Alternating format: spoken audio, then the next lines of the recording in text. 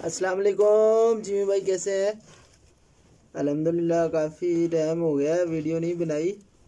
तो आज New Zealand white ने बच्चे दिए 5।